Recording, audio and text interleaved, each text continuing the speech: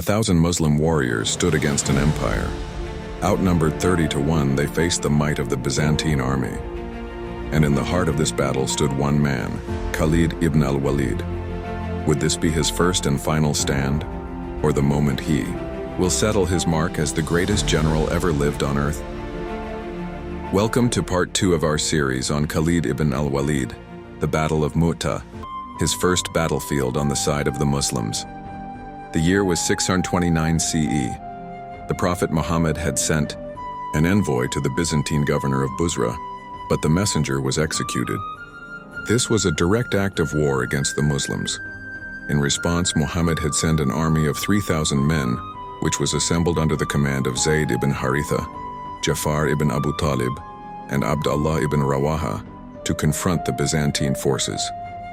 But what the Muslims didn't know was that the Byzantines had mobilized a massive army. Estimates suggest up to 100,000 soldiers, including Roman troops and Arab allies. Some sources even talk about 200,000 soldiers.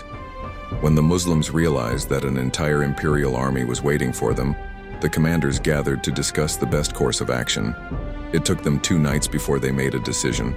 Abdullah ibn Rawahah stood up and said, "We do not fight people because of their numbers. We fight them only for the sake of this religion that Allah has honored us with. Continue on our path by Allah. Remember, on the day of Badr, we had only 2 horses, and on the day of Uhud, we had only 1.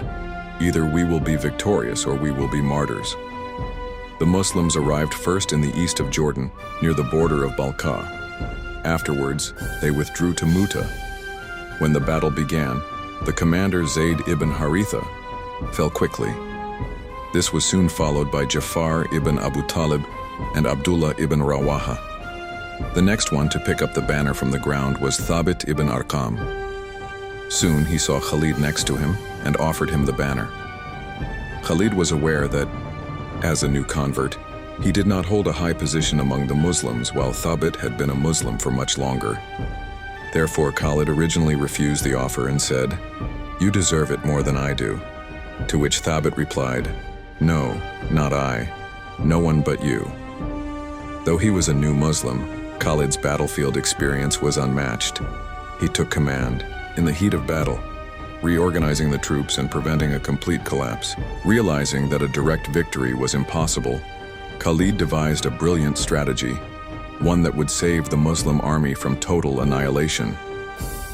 The masterful retreat as night fell, Khalid used deception to confuse the Byzantines. He ordered parts of the army to rotate positions, making it seem as though reinforcements had arrived. The Byzantine forces hesitated, fearing a fresh attack. With this tactical brilliance, Khalid managed to withdraw the Muslim army safely, something no one thought possible. When they arrived in Medina, Khalid and the soldiers were greeted by the inhabitants throwing sand at them. The reason for this was that they were believed to have fled from the battlefield. However, the Prophet Muhammad stopped them and declared, "Khalid is the sword of Allah." Outro against all odds, Khalid ibn al-Walid had led the Muslim army to safety. But this was only the beginning.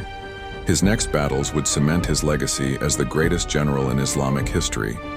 In the next episode, we witness Khalid's rise as he takes on the Quraysh and leads the Muslim army to the conquest of Mecca.